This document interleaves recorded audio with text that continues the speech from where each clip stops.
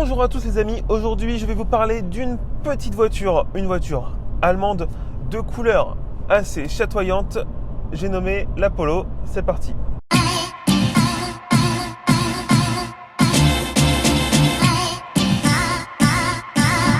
Alors cette nouvelle Polo ressemble beaucoup plus à une Golf que l'ancienne, je m'explique, elle est basée maintenant sur la plateforme MQB.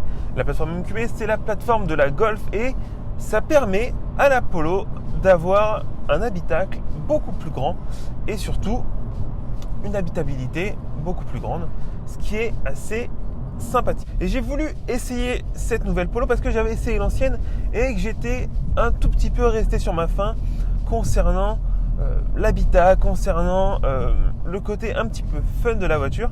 Et là, Volkswagen m'a écouté et m'a prêté une Polo en finition Cara avec une couleur orange.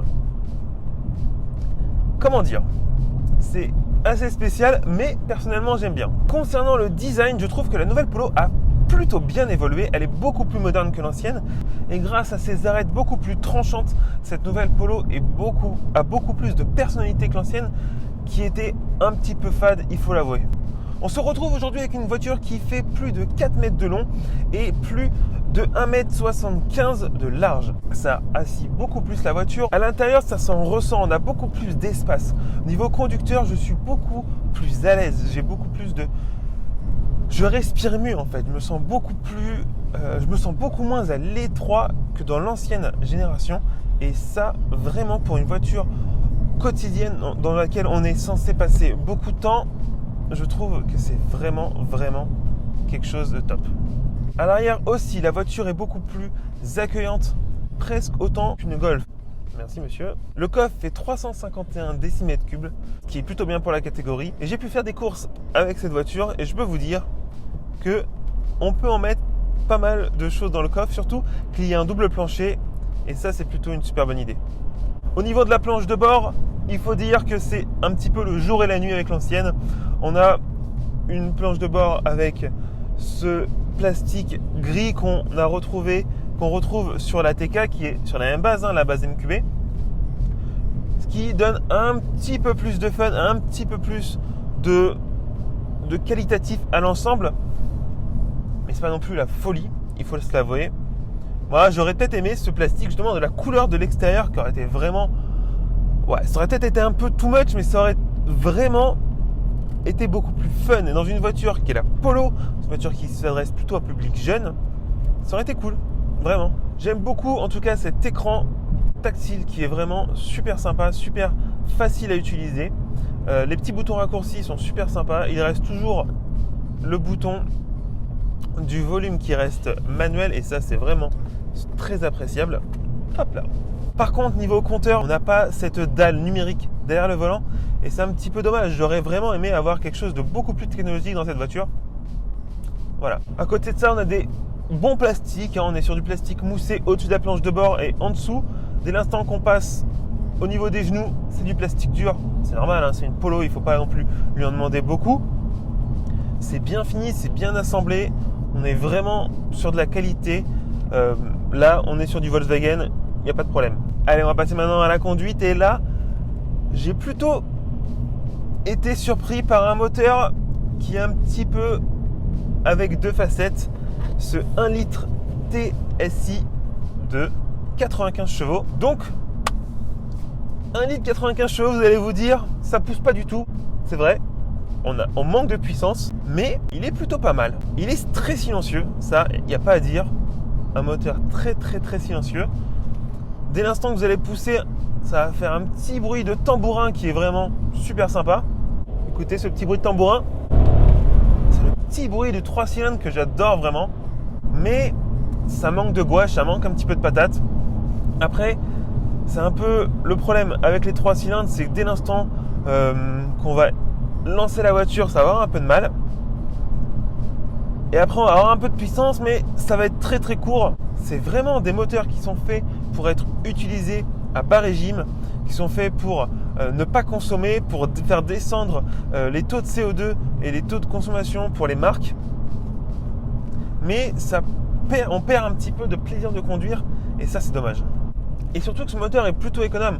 Sur la totalité de mon essai, j'ai dû faire environ 80% de ville et j'arrive à avoir une autonomie qui va s'approcher des 650 km avec un réservoir de 40 litres. Ce qui est plutôt pas mal. Surtout avec un 3 cylindres, moi je m'attendais vraiment à devoir toujours relancer le moteur, ce que j'ai fait. Et en l'occurrence, ça n'a pas changé grand chose niveau consommation. On arrive quand même sur une autonomie de 650 km. Franchement là, chapeau les gars.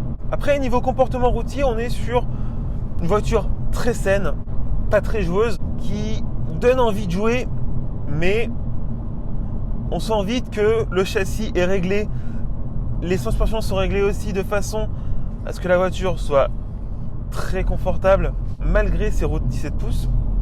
Et donc, on s'aventure pas à hausser le rythme, et ce qui est plutôt pas mal pour la consommation, hein. Au final, on est plutôt content. Et on est donc sur une boîte de vitesse à 5 rapports, ce qui montre vraiment le côté citadin de la voiture. On va pas aller sur autoroute, donc on ne lui met pas de boîte 6 vitesses. Et donc cette boîte de vitesse 5 rapports est vraiment bien. C'est la première fois que j'essaye une Volkswagen avec une boîte mécanique. D'habitude, j'ai toujours essayé des boîtes DSG et je dois avouer que cette boîte est vraiment bien, ça verrouille bien. Le débattement est plutôt court, donc c'est plutôt appréciable. Petite chose très appréciable sur cette Polo et différent de l'ATK que j'ai essayé dernièrement, le régulateur et limiteur de vitesse. Sur l'ATK, rappelez-vous, c'est sur le Komodo et c'est pas du tout agréable à utiliser et surtout on se perd très facilement.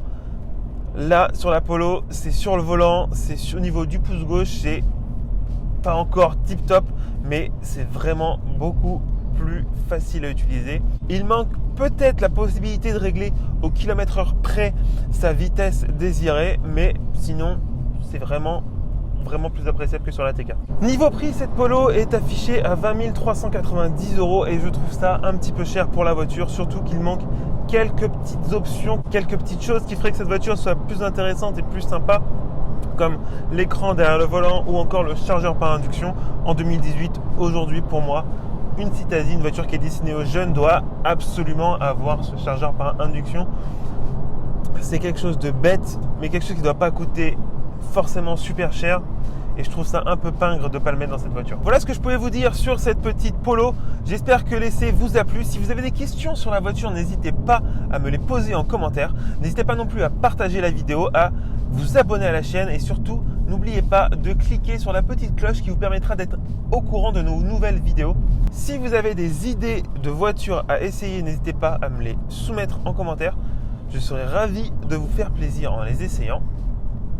N'hésitez pas non plus à vous abonner à notre page Facebook, à notre Instagram et n'hésitez pas non plus à aller sur le site blogautomobile.fr où vous retrouverez plein d'informations et plein d'essais sur les nouveautés automobiles. Je vous dis à bientôt pour de nouvelles vidéos sur Blog Automobile. Ciao!